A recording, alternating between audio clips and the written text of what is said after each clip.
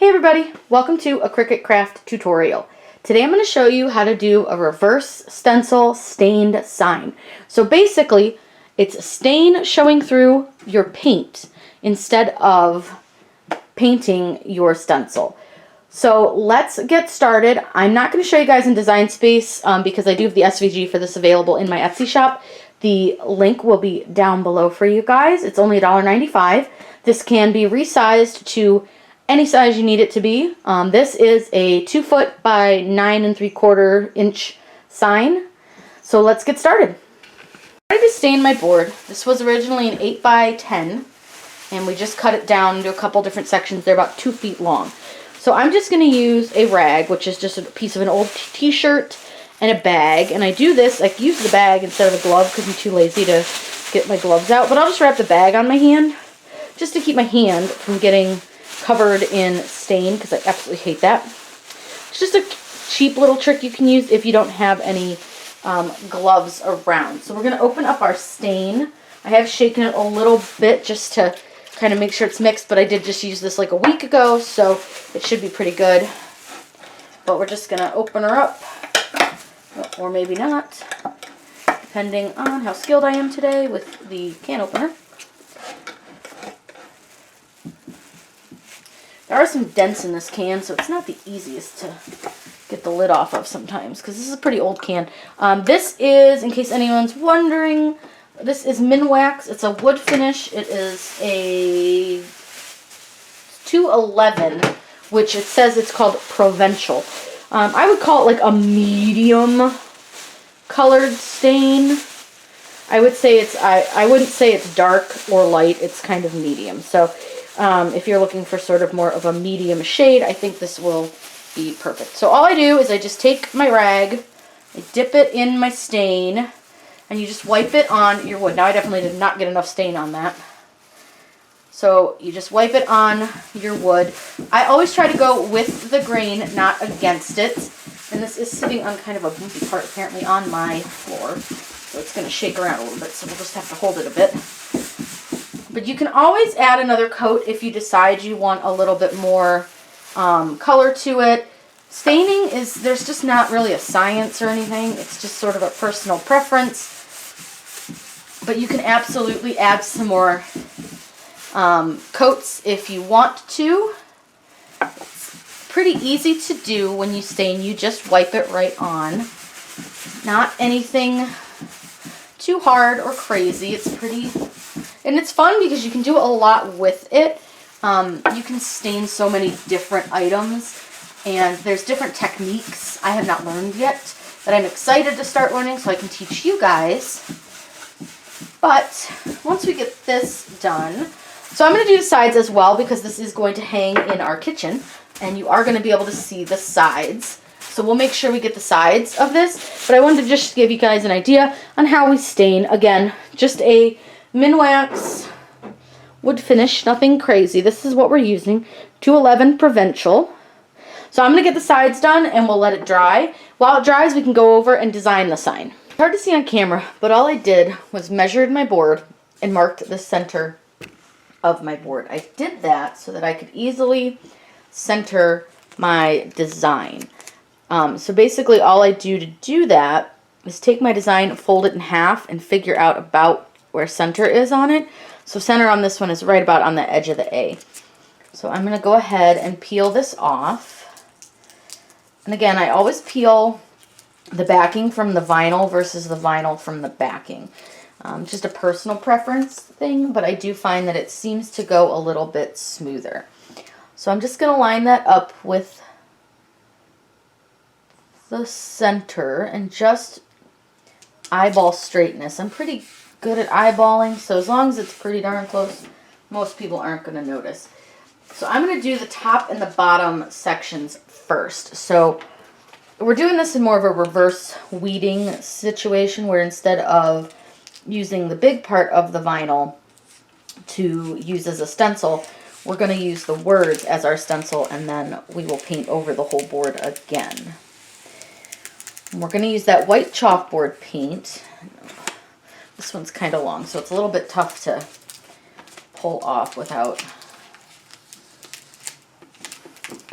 So you just want to make sure that you're going slow and making sure that all of your letters are sticking to your transfer tape. And then we're going to lay our transfer tape down. Now again, remember, I got to figure out where center is on this. So center on this one is about the edge of the N in and. So we just find the center line, which I will say is not always the easiest to find on this. I just want to double check that because it just doesn't look quite right. So we're just going to refold it one more time and just take a look. It's always okay to double check yourself before you actually commit to where you're setting it down. I actually might want to move that down just a little bit. Alright, I think that's pretty good for that. So then we have the we will serve part, which is this part. Now I know I didn't show you guys doing this on Design Space. The SVG for this is available in the Etsy store, and it is on it's on my shop. Link is below for this. And this can be resized to pretty much any size you want to do. So if you want to do a bigger sign or a smaller sign, you can absolutely do that with this. It's really easy. This was a really fun one to work with. I really liked this sign. I like how it came out. So hopefully you guys will enjoy doing something with this as well. So again, I'm just going to find my center, which should be right about on the E in serve. So now all we're going to do is, again, try to make sure that we're pretty level. And a lot of times I will step back and take a look, and I actually realize that that's...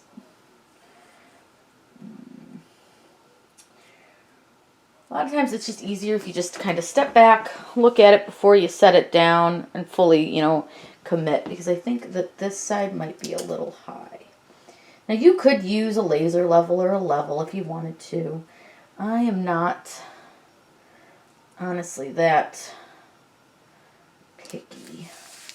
I don't think anyone will notice. Now, I will say I have a little transfer tape issue right here where they're going to overlap. So you want to watch for that kind of stuff if you're not taking off your transfer tape from your designs as you put them down. I just decided not to do that on this one because I wanted to make sure that everything was in place as to where I wanted it before I committed to where I set it. So we're going to come over here and we're going to go over this again with just the squeegee. And I will say this, you want to make sure that your board is nice and smooth. You want to make sure that you press down all of your small pieces. And we'll go back over each and every letter with our fingers after we peel off the transfer tape, because I want to make sure that there's no bubbling because of the way we're going to put this on. So that looks pretty good. Looks like that one's stuck. We're actually going to probably pull off this part first, just because this was the first part that we put on, or the last part that we put on. So that way nothing will get pulled up. Okay. Let's see how well this one's going to come off. Now I did have to add a couple extra little pieces of transfer tape to fit over this, so I may do this in a section, but it looks like it's all going to come off at once. Now again, be careful and make sure that everything is sticking down. And like I said, we'll go right back over this before we even start painting. We're going to go over it again with our hand just to make sure that everything's sticking. You can go back over it with a squeegee, but you want to be really careful so that you don't catch any of the edges. So I just do my fingers because I find if I catch an edge, I'm going to lift it, and I don't want to do that. So we're going to pull this back. Now I am using this transfer tape here is the transfer tape from the Dollar Tree. It's just the contact paper. I'm using this one on this project just because it's on wood, and I wanted to make sure that it wasn't going to pull up any of my stain, which it's not. So you just saw my M lift. So you want to make sure, like I said, take your time pulling this off and make sure that nothing is going to pull up, because you don't want bleeding when we paint this. See, the E didn't want to stick down at all. So we'll just make sure we press it down really, really well. Now I did let the stain dry for a while, so you want to make sure that your stain is good and dry before you go to do this project. Alright, the last one is the salsa part, which we know is sticking pretty well. So we'll just go through and peel this all off. Again, this is one I had to add a few little pieces of tape to because it wasn't fully covering. So I added a couple little pieces of transfer tape, and you can do that if they're not covering real well. So we'll just go back over it. This one is the medium tack from 651 vinyl. I used it because it was a piece I already had used on something else, so I figured I'd give it a shot. But I gotta say, I'm not loving it for this project. So again, we'll go right back over everything, make sure everything is well stuck down before we even consider putting any paint on this. I think everything looks pretty gosh darn good. So let's go get our paint and we can start putting our paint on. We're using chalk paint from Folk Art. It's their home decor series. It's called Cottage White. So it's just white paint. I just kind of wanted to do something pretty simple with this. And a drop my brush. You're going to need, I use a stencil brush. So one of these. This is a Martha Stewart brand. And then we have a sponge brush. I may not end up using this, but we will see. This will be my first endeavor in chalk paint, so this should be really entertaining to watch. So we're just going to pop the lid off. Brand new, just bought it. This was, I think, $7.99 from Joann. Use a coupon. I had 50% off coupon. So always use a coupon if you can. Let me get this thrown out so it doesn't get paint everywhere, although it's already gotten paint all over me. So we'll just put that on there. I tell you guys, I am a mess. We are going to use the stencil brush around the edges because I don't want to slide it over it, I guess would be the best word. I don't want to swipe the paint on top because if you do, you run the risk of it bleeding too much. So you just want to be really careful around this stuff. But at the same time, with chalk paint, it shouldn't bleed as much as like the acrylic will. So I just dab it on, and I'm going for an antique look of this anyways. We're going to come through and distress it with some sandpaper. So I wouldn't worry too terribly much about too much bleeding, but you can do it this way, which I think will take forever. We're going to use the sponge brush, and we're just going to go for it and see what happens. Because I figure the worst that happens is it bleeds a little bit, and we use a little sandpaper to clean it up. So sometimes, guys, I just do a little bit of trial and error on this stuff. No one is perfect. If you mess something up, don't worry. It's just crafting. Crafting is meant to be messy and experimenting. So again, because we're going to distress this, I'm not super worried about it being 100% perfect. But you do want to make sure you get a decent coverage because you want to make sure that you're going to be able to read your words really well through the paint. Now with this, I did paint the sides, and I did that on purpose. I stained them. So we're going to make sure that we do paint them as well because we'll distress the sides a little bit because you will see those when we distress it because we don't want the sides to look perfect if the rest of it doesn't. So let's finish painting this. I'll do that off camera for you guys so you don't have to sit here and stare at me painting because I know it's really exciting stuff. Then we're going to let this dry for a few minutes. We're not going to let it dry forever because I want to make sure that I peel the vinyl off while the paint is still at least somewhat wet. So when we come back, we'll get ready to do that. I let it dry. Now I did pre-peel this one just to see and make sure that it was dry. I did get a little paint bleed under it because of this little ridge, but it's fine. I don't care about the paint bleed. So what we're going to do is just gently peel off, and this is going to take some time, so I'll just do a couple of them on the camera, and then I'll do the rest off. And let me grab this one, it's bigger. You're just going to gently peel them off. Now I'm using the CRICUT weeding tool to do this, and I'm just gently grabbing the vinyl, and I'm not grabbing right on the edge. I'm grabbing kind of more towards the center. Just a little bit off the edge, I would say, just because I don't want to scratch the paint. Now again, we are going to distress it, so I don't think it totally matters if I scratch the paint.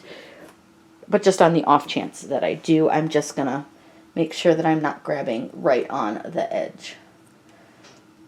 So you're just going to peel each and every letter or number or punctuation and just gently take them off. Now, I will say this is, I would call it like 97% dry. So it's pretty close to dry. It's probably got a little bit more to go, but I'm going to peel it while it's still a little bit damp. So you can see it's pretty easy to do. It's pretty easy peel. It doesn't really take a whole lot to peel this off. And again, if it comes off a little funny or pulls up some paint, it's okay because we're distressing this. So let's do a big piece here. We'll do the word serve. That way you guys can get a good look at what it's going to look like. And then when we come back, we'll show you it all peeled off, and then we can start to distress. So again, this is a 651 vinyl. I do like to use the 651 when doing these. I find it adheres really nicely. And the good thing with that is that you're not going to get a lot of paint bleed under it. So we'll just keep peeling as we go. And it is tending to rip for some reason, and I don't know why on this one, but that's okay. We can work with it. We'll just work with the ripping a little bit. And you're just going to gently follow your lines around. And if it rips, it's okay. No big deal. Just peel that next ripped part. And you can see that that came out really, really, really nice. So let me finish peeling everything. It's going to take a little while. And when we come back, we'll show you how to distress it. So we're going to use some sandpaper, which I think he said was like a 320. Don't quote me on that. But you don't want to use anything too gritty because you are going to go through your stain if you do. So just make sure you're using something a little bit lighter. And you don't need to use too hard of a touch to do it either. There will be a slight practice to this, I promise you. So you may want to do like a spare board and just kind of see and get a feel for it, because you can see like it's not taking a ton off. So you need to make sure that you get a little bit of practice in and you kind of know how hard you need to press and how much. And it's also going to depend on how thick of a layer chalk paint is in that spot. So you can see we're getting a little bit somewhere now, but it is going to take a little bit of time and energy to distress this. So you want to make sure that you're taking your time, doing it the way you want it to look. And then, see, there's a little bit of distressing. So I'm just going to go through the whole board. You guys don't really need to watch all of it, but it'll be easier too if you cut your paper down a little, because I'm working with like a huge sheet and I don't need a huge piece. So we're just going to distress it in a few spots. I don't want it to be too much, but I also want it to look nice and distressed in a few spots. So we'll just do a couple spots, nothing too crazy. And you can also thin your paint out in certain spots if you wish to. You're also going to notice that some of your chalk paint is going to get a little bit onto your letters because it turns into a powder. So just make sure when you're done, you're just going to take just a little bit and clean that up. And I usually just use a little bit of water on the edge there. So we're just going to distress our sign, and when we come back, we'll be all ready to be done with it. And here's our finished product. Now, so for certain parts, I did use an 80 grit sandpaper just to get a little bit further down into the paint. Distressing, it's kind of a personal thing as to how you want it and how distressed you want to go. For me, I did want a little bit more so you guys can see we're down to some bare wood in some spots, which is how I wanted it. So doing a reverse stencil is a lot of fun. There's a lot you can do with it as well. Again, we stained our wood, put our stencil down, and then used chalk paint. I hope you guys had a really fun time learning how to make this cool sign. If you have any questions, please let me know in the comments down below. I'm always happy to answer those for you. Make sure you subscribe to my channel. I put out new videos all the time. If you have any tutorials you're looking to see, leave that in the comments down below. I make these tutorials because you guys ask for them. I hope you guys had fun and happy crafting.